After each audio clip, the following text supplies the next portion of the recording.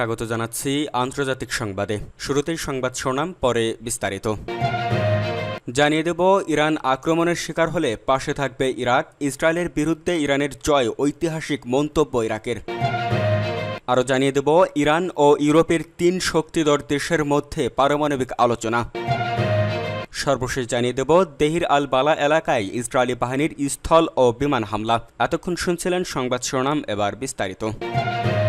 Iran আক্রমণের শিকার হলে পাশে থাকবে ইরাক। ইসরায়েলের বিরুদ্ধে ইরানের জয়, ঐতিহাসিক মন্তব্য ইরাকের। ইরাকের পার্লামেন্ট স্পিকার মাহমুদ আল মাশহাদানি বলেছেন, সাম্প্রতিক আরোপিত যুদ্ধে ইসরায়েলি দখলদার শাসন সরাসরি যুক্তরাষ্ট্রসহ অন্যান্য দেশের সমর্থন পেলেও ইসলামী প্রজাতন্ত্র ইরান তাদের বিরুদ্ধে বড় জয় অর্জন করেছে। সোমবার 21 জুলাই এক প্রতিবেদনে এই খবর দিয়েছে মেহের নিউজ। পার্লামেন্টের জাতীয় নিরাপত্তা ও পররাষ্ট্রনীতি কমিটির ইরানি প্রতিনিধিদের সঙ্গে বৈঠকে এমন মন্তব্য করেন আল মাশহাদানি। তিনি সাম্প্রতিক ইসরায়েল ইরান যুদ্ধে ইরানের বিজয়ে অভিনন্দন জানিয়ে বলেন, যুদ্ধে ইসরায়েলি দখলদাররা বোমা হামলার ভয়ে আশ্রয় কেন্দ্রে লুকিয়ে থাকলেও ইরানের জনগণ স্বাভাবিক জীবনযাপন করেছে এবং বাড়ির ছাদে উঠে দাঁড়িয়ে ইসরায়েলি শাসনকে উপহাস করেছে। তিনি আরও বলেন, ইরানের জনগণ ইরাকের জন্য গর্বের কারণ। ইরান এবং ইরাক 2 প্রতিবেশী দেশ, যাদের অভিন্ন নীতি ও স্বার্থ রয়েছে। এ সময় বাগদাদ ও তেহরানের মধ্যে সম্পর্ককে আরও দৃঢ় করার উপর জোর দেন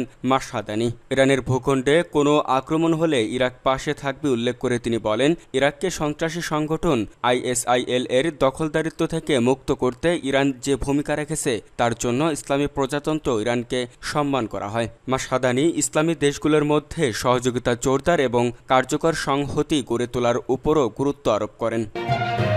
হতে যাচ্ছে ইরান ও ইউরোপের 3 শক্তিধর দেশের মধ্যে পারমাণবিক আলোচনা। ফ্রান্স, জার্মানি ও যুক্তরাজ্য আগামী শুক্রবার 25 জুলাই ইস্তাম্বুলে ইরানের সাথে একটি গুরুত্বপূর্ণ পারমাণবিক আলোচনায় অংশগ্রহণ করবে। এর আগে ইউরোপের এই 3 দেশ সতর্ক করে জানায় যে আলোচনা পুনরায় শুরু না হলে ইরানের উপর আন্তর্জাতিক নিষেধাজ্ঞা পুনরায় আরোপ করা হতে পারে। এই আলোচনার সময়সূচি নির্ধারিত হয়েছে এমন এক প্রেক্ষাপটে যখন তিনি ইউরোপীয় দেশ ও ইউরোপীয় ইউনিয়নের পররাষ্ট্র বিষয়ক প্রধান গত বৃহস্পতিবার 17 জুলাই ইরানের পররাষ্ট্রমন্ত্রী আব্বাস আরাঘচির সঙ্গে প্রথমবারের মতো ফোনে কথা বলেন, যার 1 মাস আগে ইসরায়েল ও যুক্তরাষ্ট্র ইরানের পারমাণবিক স্থাপনাগুলোর উপর হামলা চালায়। 2015 সালের পারমাণবিক চুক্তির বাকি অংশীদার দেশগুলোর মধ্যে ইরান, ফ্রান্স, জার্মানি, যুক্তরাজ্য, চীন ও রাশিয়া রয়েছে। যুক্তরাষ্ট্র 2018 সালে এই চুক্তি থেকে একতরফাভাবে সরে দাঁড়ায়। চুক্তির আওতায় ইরানের পারমাণবিক কার্যক্রমে সীমাবদ্ধতা আরোপের বিনিময়ে দেশটির উপর থেকে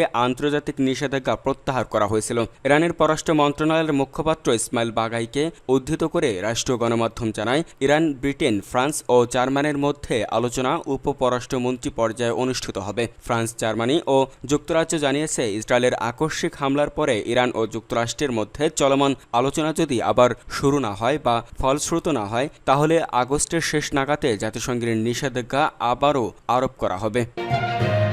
দেইর আল বালাহ এলাকায় ইসরায়েলি বাহিনীর স্থল ও বিমান হামলা। ইসরায়েলি বাহিনী গাজা উপত্যকার কেন্দ্রীয় শহর দেইর আল বালাহে স্থল ও বিমান হামলা শুরু করেছেন, যার ফলে আগেই বস্তুত হাজার হাজার মানুষ আবারও নতুন করে শহরটি ছাড়তে বাধ্য হচ্ছে।